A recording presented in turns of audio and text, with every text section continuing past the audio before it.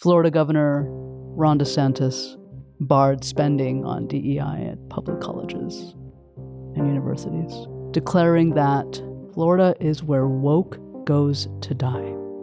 He doesn't understand. 13 Republican attorneys general sent a letter to Microsoft and other Fortune 100 companies to re-examine their DEI policies. That the inference of this letter was that companies promoting DEI policy was actually illegal. What's happening? Are we moving toward watching DEI move toward extinction? In a lot of ways, what's happening now is rolling our DEI progress back to when I first started in this space 20 years ago. Oh, wow. So that's scary in that it's rolling things back, but it's also not scary in that I've been here before. Wow. Right? I'm in a better place because I'm armed with a lot more knowledge about what does work and what doesn't. Amazing.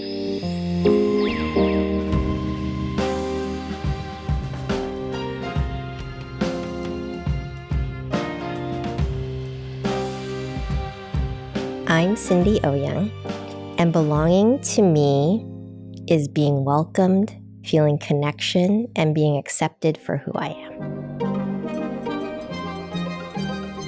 Cindy Owyoung, hello, welcome. Hello, Rajkumari. How are you? I'm doing well, thank you. I'm so glad to be here. You are the Vice President of Diversity, Equity, and Inclusion at Bill. You have been at the forefront of DEI for over 20 years.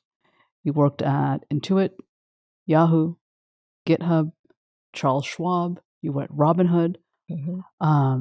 So you've been around a little bit. Just a little, yeah. And you have written a book, All Are Welcome. I want to know about writing this book for sure.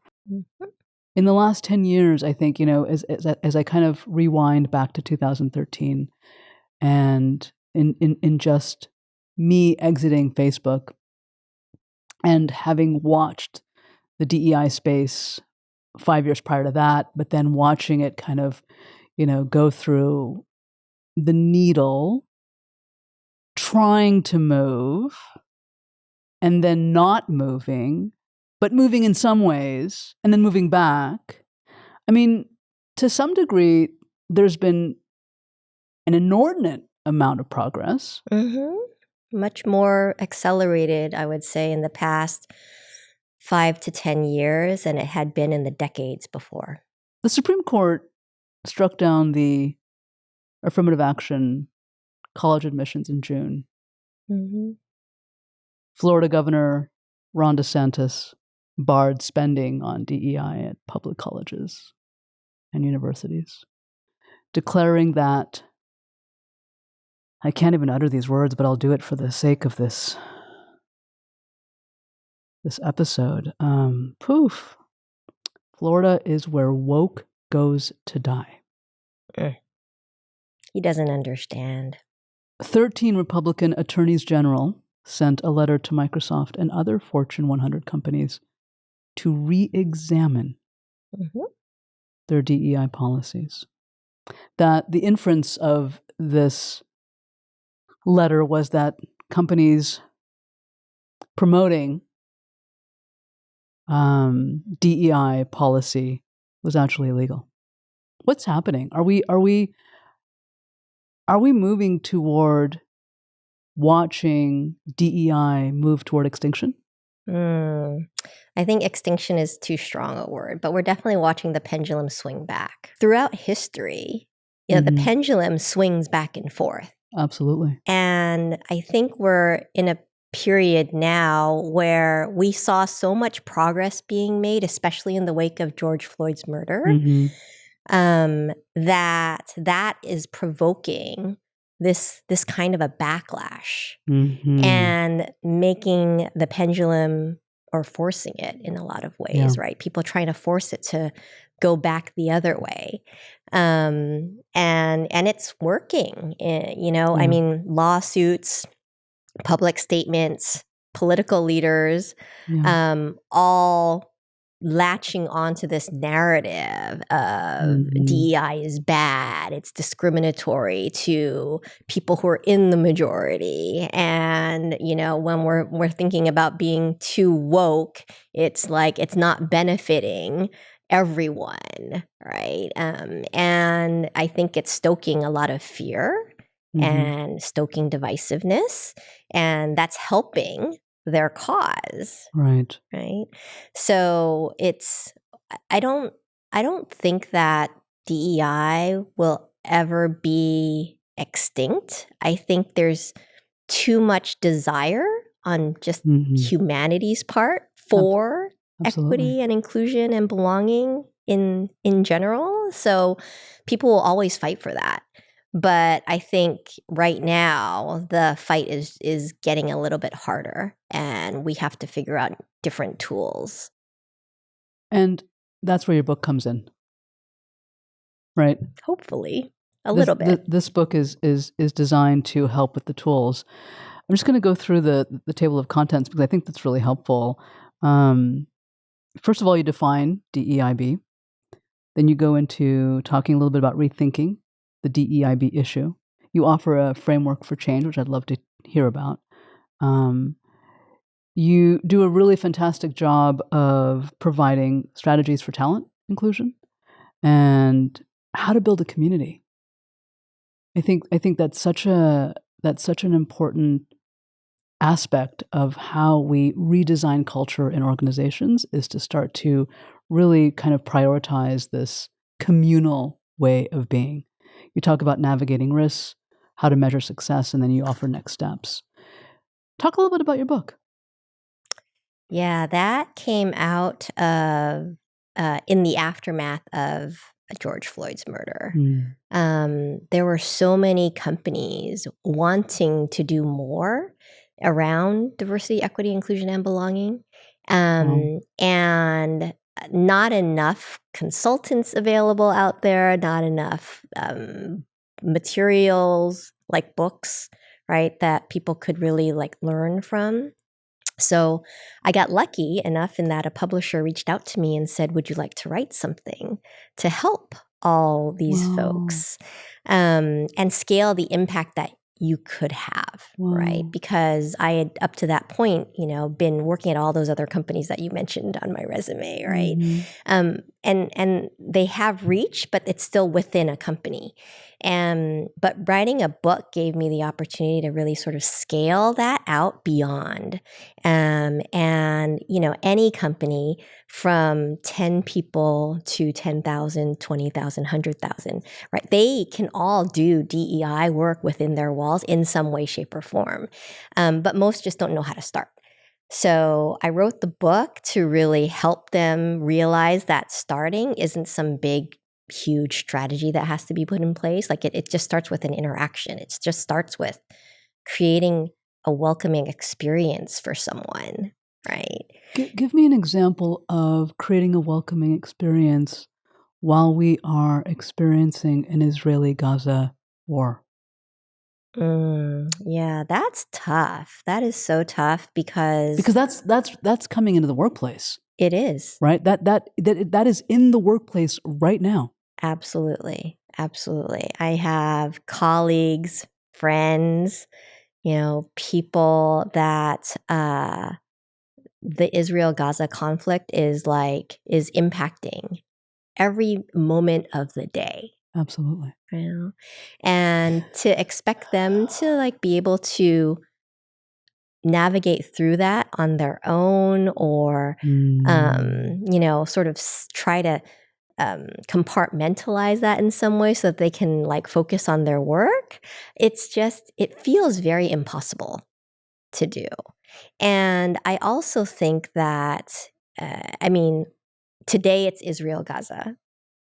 Tomorrow, it's going to be something else. Well, yesterday it was Ukraine, Russia. Exactly. Right?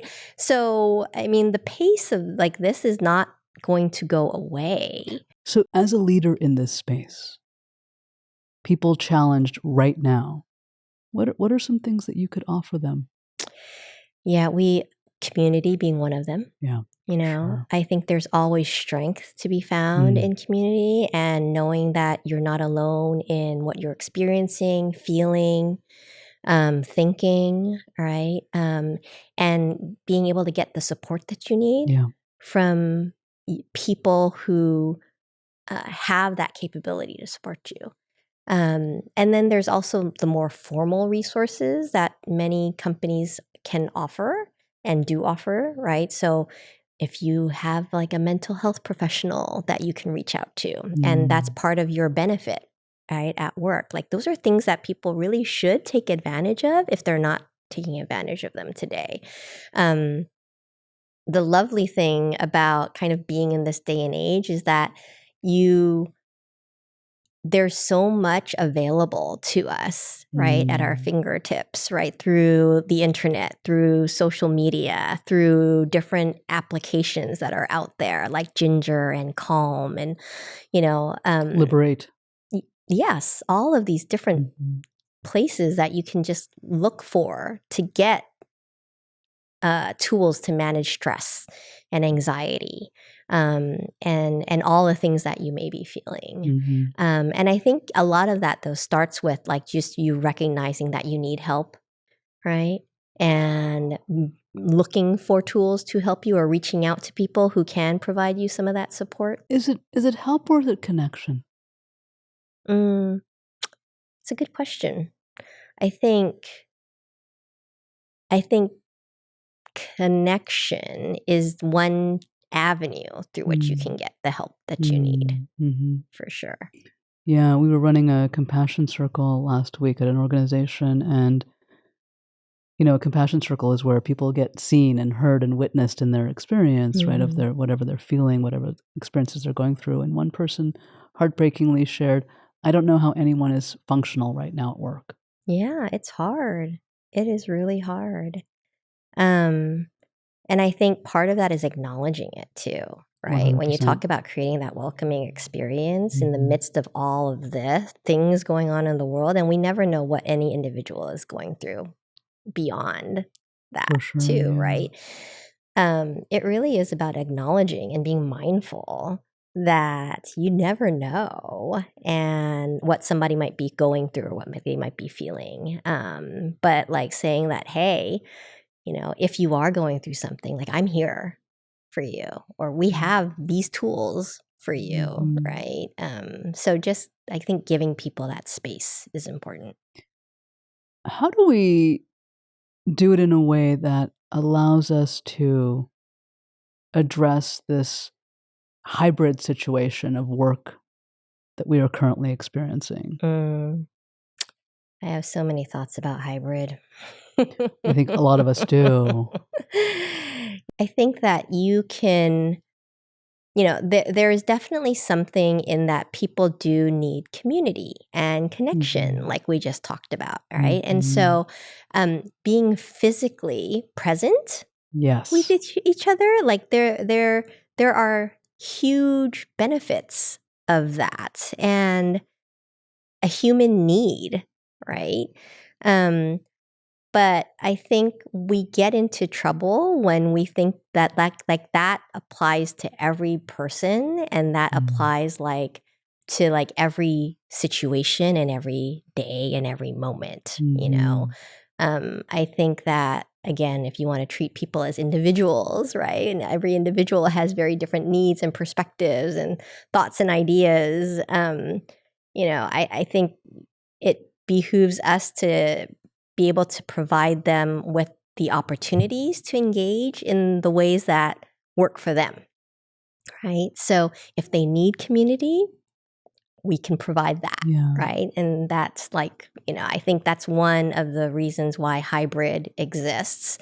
But then the flip side of that is if they are doing things in a way that's not necessarily conducive to how you work, then I'm not a proponent of forcing people back into an office. Given that you work in the DEI space, I think that's wise. Yes. It makes total sense for me. You just said, I'm really intrigued by this, and I love what you just said, which is Some people need community.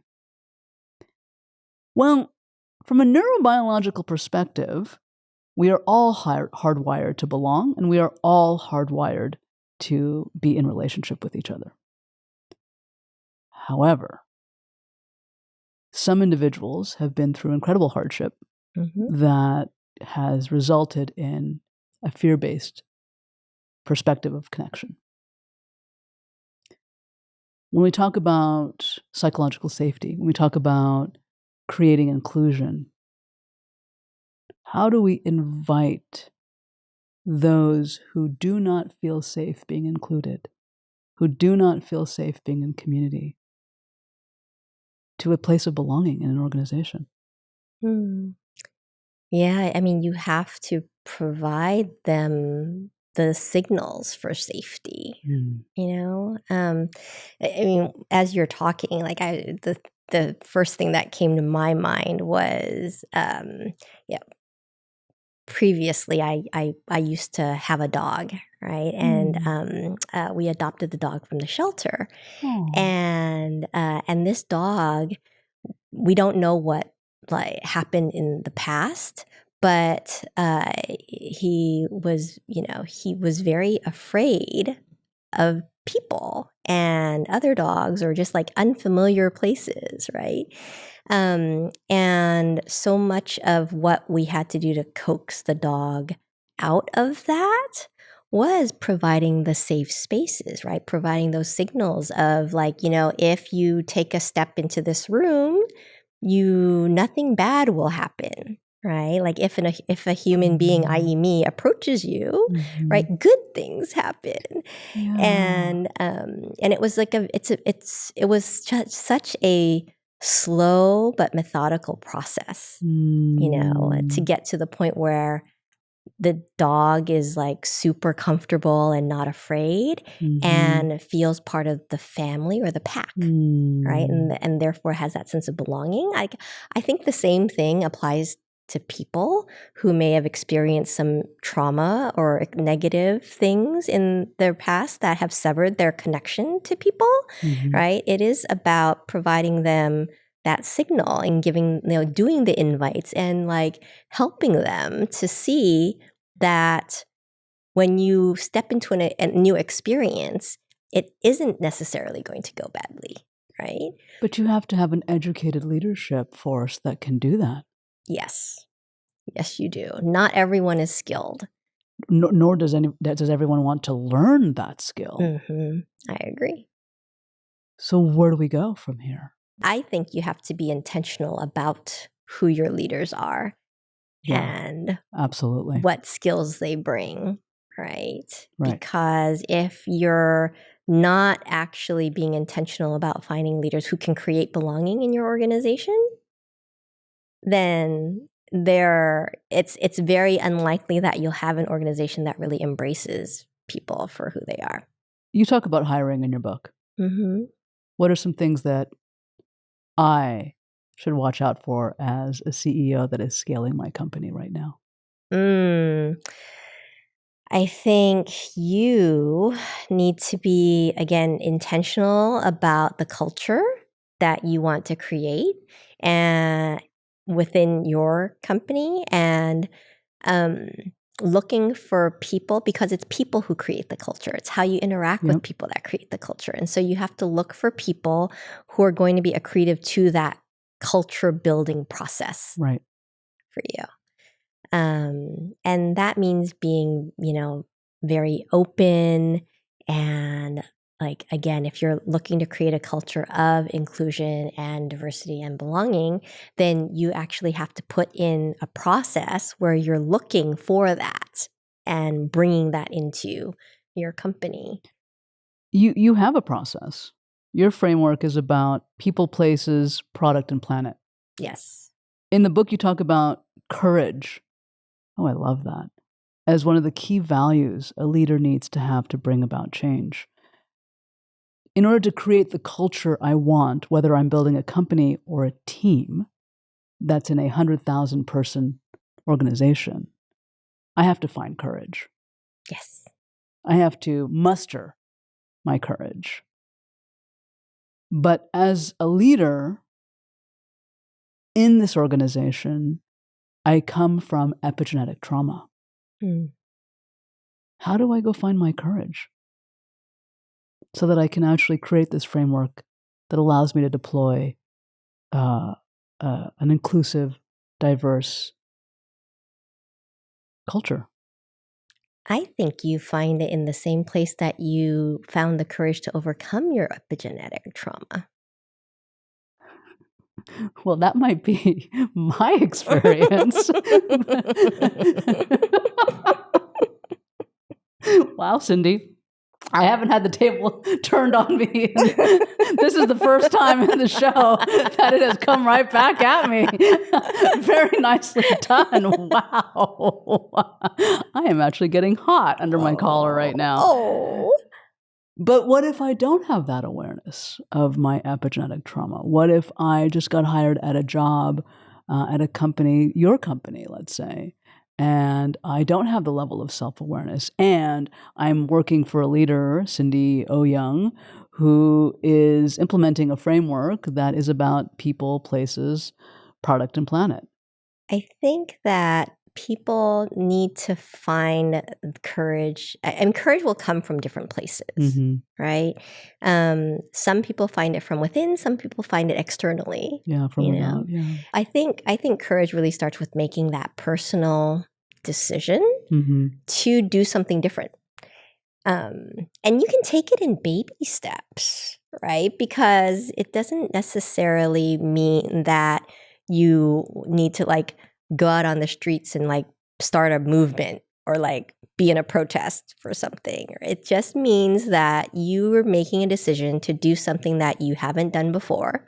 Like, or to give someone feedback. Yes, exactly. Or do something differently than you may have done it previously, right? Or you're going to challenge how things are done by other people because you don't have that same experience, So I think, courage is really just like if you have a fear of something, like figuring out how you move forward through that discomfort. Oh, I love that. When I am able to access my courage, I am able to step into a place of creativity, right? Innovation. So we want to create these cultures of inclusivity because we want to innovate as companies. Yes. You had said in the pre-interview quote, we need to expand the idea of innovation. I want us as a society to embrace that innovation can come from different places and in different ways. Talk more about that.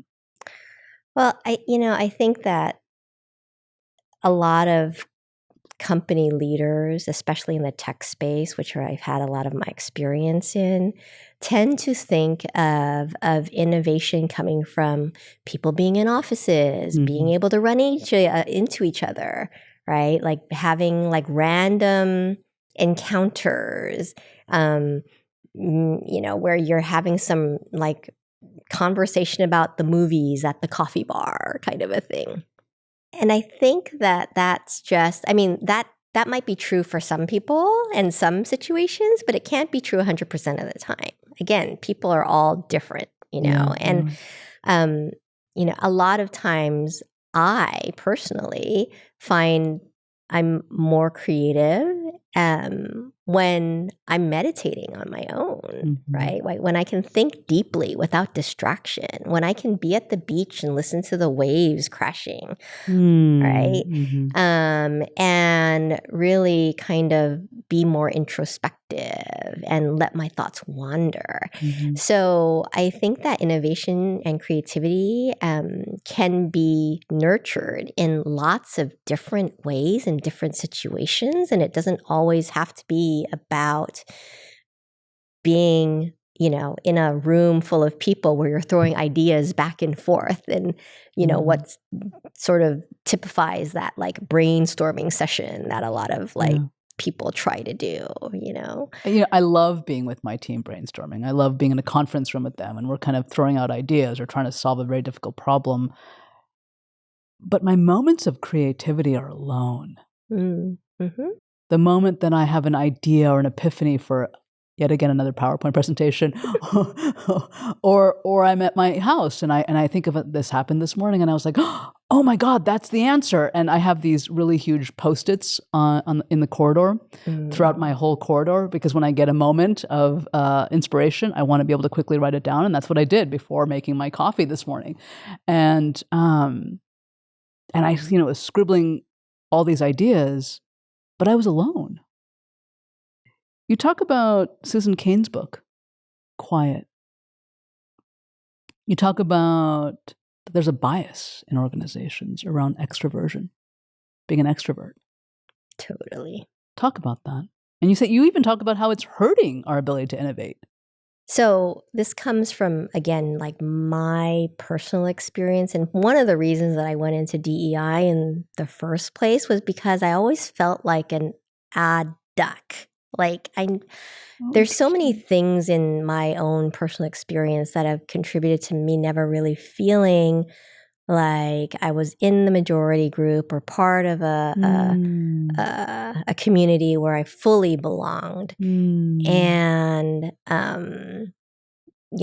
I think when I came into like working life, like corporate world, that just sort of exacerbated some of that in a lot of ways, because I have always been an introvert. And especially when I was first starting out in my career, I was really quiet. Like in school, I would be the person who would raise your hand to answer a question from the teacher because I was trying to get a good grade. Right. But like those same rules didn't seem to apply once I got into the working world. And so, there's always like so many loud voices in meeting rooms. And I was taught never to kind of interrupt people, but you learn very quickly that if you don't do that, then you don't get a word in. But that was a hard lesson for me to learn. And so that whole experience where I actually had to get feedback from like a couple performance reviews, right? Where people were just like, Cindy, we know you have good ideas. We know you have a voice. We don't ever get to hear it. And, and then I got the typical very Asian woman feedback, stereotypical feedback of you're just not assertive enough. You need to be more assertive, right? In meetings and in how you interact when you're putting forth a proposal or an idea and things like that. And at first, I used to really bristle when I got that feedback, because I used to be like, I'm just getting that stereotypical feedback, right? Like, and like, I used to justify just like, that's not my personality. Why are you asking me to change who I am? Nice. Right. And then I realized over time that having that attitude and that defensive mechanism around the feedback was actually holding me back. Nice. So I made a conscious decision to move past it, right? And like literally you found your courage. Yes, I found my courage. Exactly. I was just like, I'm not going to do what I've always done. What's one small step forward? Wow. Okay. Every meeting from here on out, I'm going to say one thing. Wow. Doesn't matter what it is. It could be a comment about the weather, right? But I am going to set this goal to say at least one thing. And that snowballed for me. So it's really one of those like really interesting dynamics where now people look at me and they're like, or they hear me, I should say, not so much look at me, but they hear me in conversation, and they have no idea that I'm an introvert, right? Or that I ever had like an issue speaking up. But I share that because I think that, again, like in the culture that and society that we're in today, especially American culture, the predominant dynamic is we value extroverts. We think that extroverts or people who speak up often speak up loud, and it almost doesn't matter what they say. frankly, are the ones who are displaying more leadership qualities, are the ones who are getting things done, get promoted. Yeah, they deserve like that reward, right? Like they're doing more because they're talking louder, and which is erroneous, obviously, right? Absolutely. And so like I just feel like there's this bias and a set of values that are given to people who are just louder in a room, and that is being equated with more innovation and more creativity for all the reasons that we talked about earlier. And we just need to make more space for people who aren't like that. Well, how do we do that? Because this is such a great question. I mean, so you took it upon yourself. You found the impetus to go, okay, I'm going to do one comment a day, even if it's about the weather. You found your courage, you found your power, you found your voice. I mean, all these are huge things. But that's just half of the equation. Yeah. You took it upon yourself. That's not being in community. That's the opposite of being in community. Mm-hmm. So how do we start to teach our leaders to actually hold the space for those who need that reflective time, have this somatic processing, who have neurodiverse ways of being, who need delayed processing in order to integrate fully what just transpired? That's question one. Question two is, how do we start to think about incorporating cultures of countries who are introverted in a global organization that prioritizes extroversion? That's a very different way of being. If I'm based in Atlanta and I'm running a team in Tokyo, my stance is going to have to be very different than my team in Seattle. Yes. And I think that's when you have to actually build up this like a flexibility skill, right? An adaptability skill, where you're not mired in thinking or doing just one management style fits all. Right? Like I think that part of leadership in this day and age and moving forward into the future means that you have to be able to be fluid, and really adapt how you lead to the teams that you're leading, if they have like a different sort of cultural background or characteristics, or more importantly, if you're leading a team that has multiple different styles on them, right? Totally. And you can't just apply the same feedback style, as an example, to every single person on the team, because every person hears and receives feedback very differently based on their lenses that they're bringing. Of course. Yeah.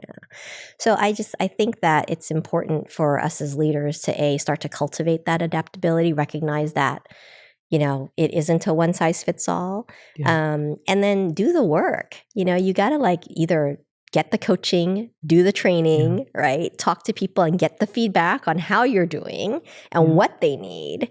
Totally.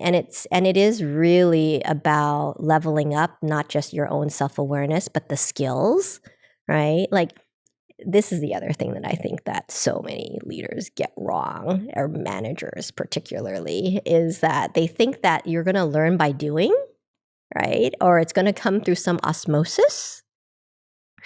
And, that's great. I mean, honestly, like if you join like a soccer team, you have a coach, right? Any athletic sport, like that's why coaches exist.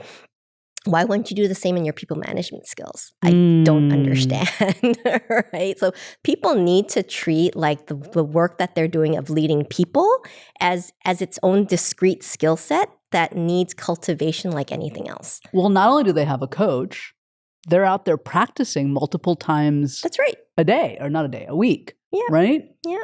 So what are some practices that I can implement as a leader that I can start to move the needle in a different way for bringing a greater sense of DEI B+?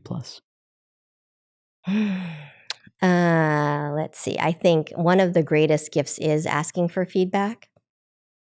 What if you're too terrified to do that? Because that's a thing I coach many leaders on who don't want to ask for feedback because they don't want to get the answer. They don't want to hear the answer. I know. They want to just, live in this world of I'm doing fine. But the truth is that, everyone needs feedback. Yeah. Including me, Even today, even though I advocate for asking for feedback, when I ask for feedback, I still get scared. Of course. It's like, oh, what am I going to hear? What are they going to say? How am I going to react? Totally.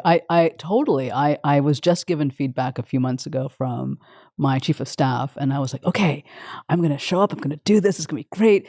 And I was like, oh, this is such great feedback that I'm going to appropriate back over to my head of growth. And so I do that for a week or two, and my head of growth comes to me and says, I don't like the way you're showing up. I would prefer if you would communicate with me in this way. And I was like, oh my God, it's so hard to manage people. And yet, that is exactly the point. Yes. Everyone needs to be connected with and resonated with in the ways that create safety for them. That's right. And actually, to your question, like for me, the one of the best ways to get feedback is to make sure that you've set it up like ahead of time, right? If you're going into a meeting and you know that there's going to be somebody in that meeting that you have a strong relationship with, that you trust to give you clarity and good feedback, right? Just like pulling that person aside ahead of time and asking them, hey, I'd really like your feedback after this meeting, so that they can pay attention, right? And give that to you afterwards in a safe space, is a really easy way for people to start building that muscle. That is brilliant. And you could even specify how you would want that feedback. Do you want it in written form? Do you want it in a voice memo? Do you want it face-to-face? That's right. Exactly. I love that. And I don't think a lot of people actually practice that either. Goes back to having a coach, making sure that you're practicing what you want to implement. Right? It's that rewiring, that reconditioning.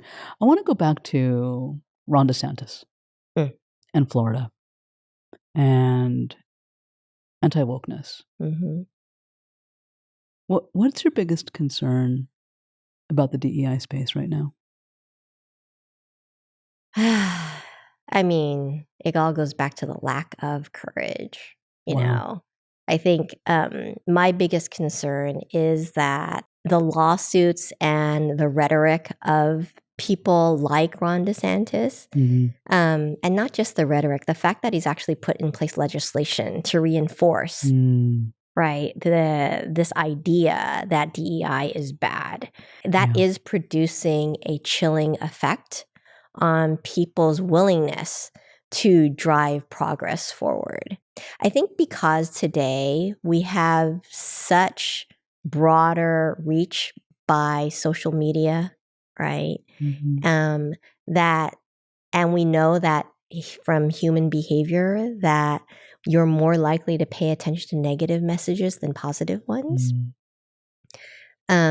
It's making this sort of movement of the idea of DEI being bad, like it's making it go around a lot faster and a lot deeper than I've seen it in the past, right? In a lot of ways, what's happening now is rolling our DEI progress back to when I first started in this space 20 years ago. Oh, wow. So, that's scary in that it's rolling things back, but it's also not scary in that I've been here before. Wow. Right? And so a lot of what it's rolled back to is just sort of, okay, well, now I'm facing sort of a lot of the same types of resistance and opposition that happened 20 years ago. And actually now I'm in a better place because I'm armed with a lot more knowledge about what does work and what doesn't. So back then I used to be like, can we just try something? And people would be like, oh, that seems really like scary and nothing we've done before, and like, why would we do it, right? Versus now I'm like, okay, well, here's what we should try because here's the evidence that it works. I love this, that you're better equipped, you're better armed to address the issues that you're witnessing patterning again after 20 years. How does that apply to Wall Street? How does that apply to meeting investor goals? I love that you say this here. We are so focused on meeting financial projections that blow Wall Street out of the water, we lose sight of the way we interact with one another. The time you walk into a room and greet everyone except the person of color. Wow, that actually happened to me very recently. I want people to take away from this book that they have to examine all of their actions, which collectively have ripple effects. How can people start to understand how to address this differently? Yeah, I mean, there's a combination of things, right? There's the inner work that has to happen, where you really have to understand like your relationship to diversity, equity, and inclusion in the context of your own experiences, right? Yeah. Because for some people, who have experienced oppression, right, it's about justice. For other people who may have never experienced oppression, right, it might be about allyship or self-validation, right? So there's, I think people do have to just first of all find their connection point to this work, and whatever that connection point is,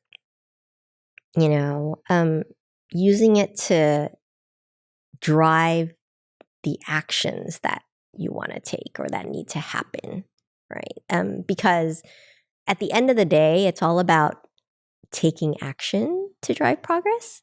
Because if we don't actually move to doing something differently than we did before, nothing different will happen. 100%. Right. So, I think that it really starts with kind of understanding your why around this.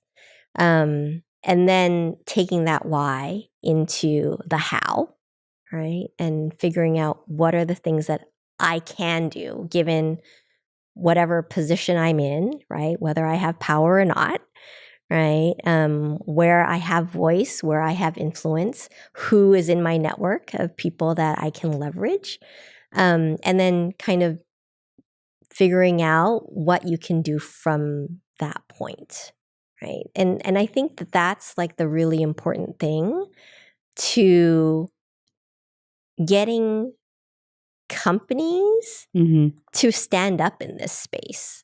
If what you're doing isn't really deeply rooted in a personal why, then how would you ever stand up to somebody saying, you should be focused on your numbers.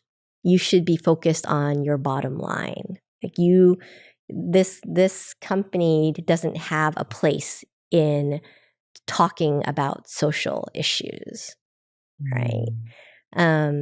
So it has to be part of your values and your own integrity to those values to be able to drive change in DEI within your team or your organization. I want to get a little flippant with you. Isn't DEI B+ just being able to have the care and desire to create connection with somebody? You talk about the 5 layers of the global diversity framework, the concentric circles. You talk about there's 1, 2, 3, 4, 5. This is in your book. The center circle is personality. Then the outer circle is internal dimensions. And the one after that is external dimensions. The one after that is organizational dimensions. And the one after that is countries of operation. This is all diversity. This is all difference. I have the responsibility as a leader to find the route of connection in order to step into my courage to take action to drive progress. I think that is a very fair characterization at the end of the day, right? If you want to define connection as belonging, right?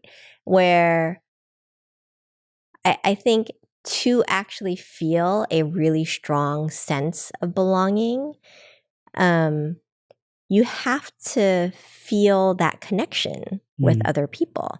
You have to feel like you have equitable opportunities as everyone else, right? You have to feel like you're accepted for who you are. Like all of these for me are actually conditions that are prerequisites for feeling belonging. So if I think you can absolutely categorize DEIB work as connection and belonging, because that is sort of the end goal, right? If that's your outcome that you're driving for, then you have to have the diversity, equity, and inclusion and all the other plus pieces that might go along with that to get you to that strong sense of belonging. So why are there individuals in this country and abroad who are so focused on anti-DEIB legislation? Because they think that it's just about building connection. Yeah. I think it might be because they don't necessarily see it that way, right? I think when a lot of the typical narrative and rhetoric against DEIB today is built around sort of a win-lose structure. A binary stance. Yes, very much so, right? Like if you get this, then you're taking that away from me. But isn't that all paradigms of oppression? Yeah. I totally agree. And it doesn't allow for the win-win scenario either. This reminds me of Ubuntu, the saying from many different African countries, Zimbabwe, Malawi, South Africa. Ubuntu is, I am because we are. This brings us back to community, right? And you're talking about analysis paralysis here in this particular quote, but I love this quote and I want to bring it into this moment. You say, to really move people to action, you can't just connect to their brains on a rational level. You also have to connect their hearts at an emotional level.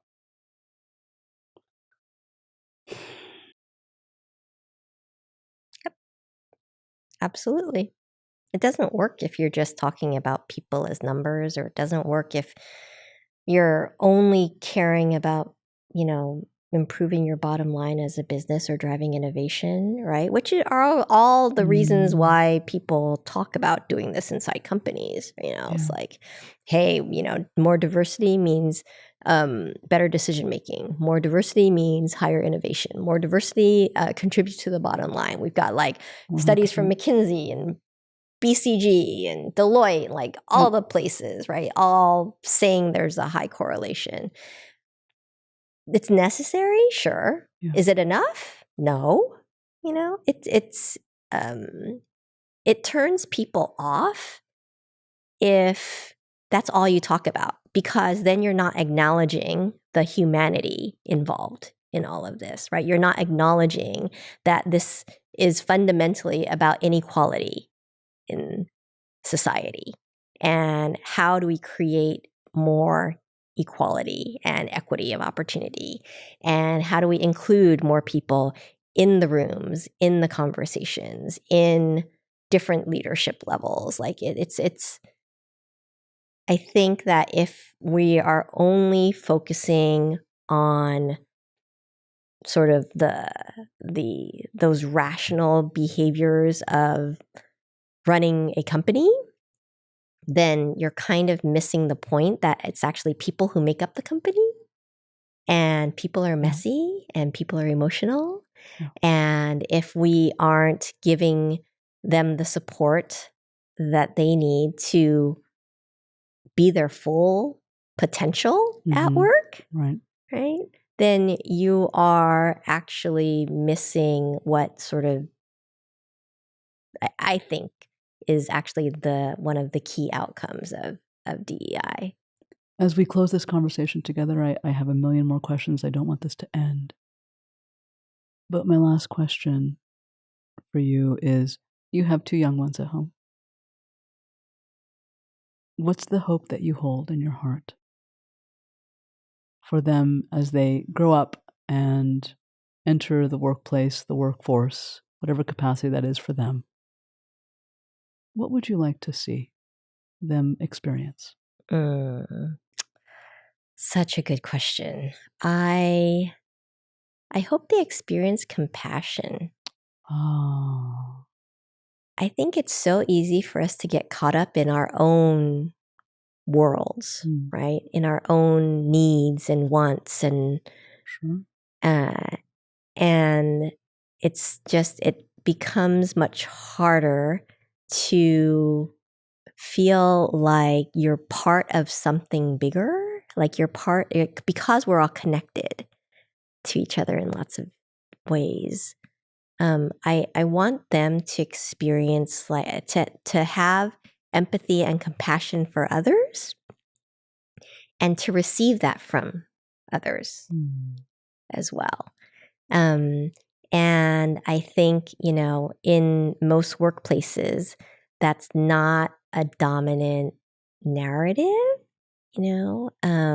It's really rare to be in a place that balances compassion and empathy with your ambition and goals and making money, and changing the world, as so many companies have that mantra now of doing.